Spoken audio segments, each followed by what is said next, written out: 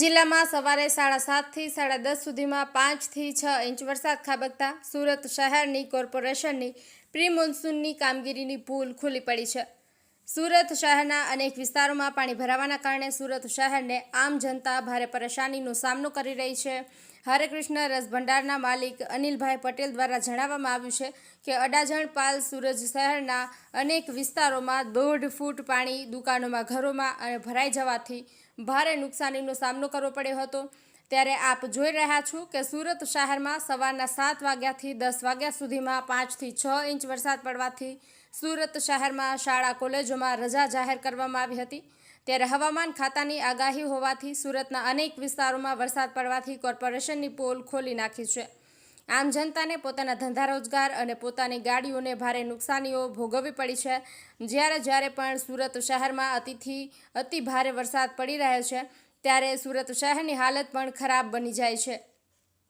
ત્યારે અત્યારે સોમવારના દિવસે જ સવારથી 6 ઇંચ વરસાદ પડવાથી સુરત શહેરની હાલત કફોડી બની ગઈ છે। નીચાણવાળા વિસ્તારોમાં પાણી ભરાવાથી ધંધા રોજગાર કરતા દુકાનદારોના દુકાનોમાં 1.5 ફૂટ પાણી ભરાઈ જવાથી ભારે નુકસાનીનો સામનો કરવો પડ્યો હતો।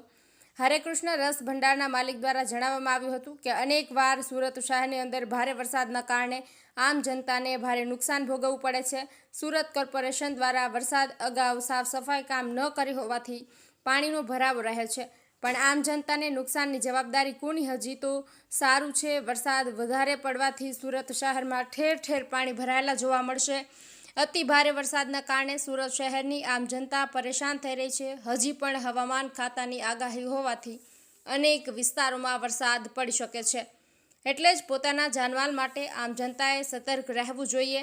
આજે તો સુરત શહેરના અનેક વિસ્તારોમાં પાણી ભરાવાથી ગાડીઓ, બાઇક, અનેક મોટર વ્હીકલો પાણીમાં ગરકાવ થઈ ગયા હતા। Rajubhai D Patel, Patan news 24 Surat. અરે વિડિયો બોલો। સુરત શહેરમાં સવારે 7:30 થી 10:30 વાગ્યા સુધીમાં 5 થી 6 ઇંચ વરસાદ નોંધાયેલો છે। તેના લીધે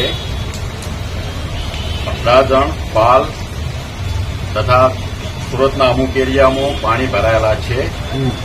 આમ જનતાને બહુ હેરાનગતિ થઈ છે। તેના લીધે અમારી દુકાનમાં 1 થી 1.5 ફૂટ જેટલું તો પાણી આવેલું છે। અમારી દુકાનમાં ટોટલ 13 દુકાન છે। 13 દુકાનને બહુ બધું નુકસાન થયેલું છે। સવારથી લોકો બહુ હેરાન થઈ ગયેલા છે।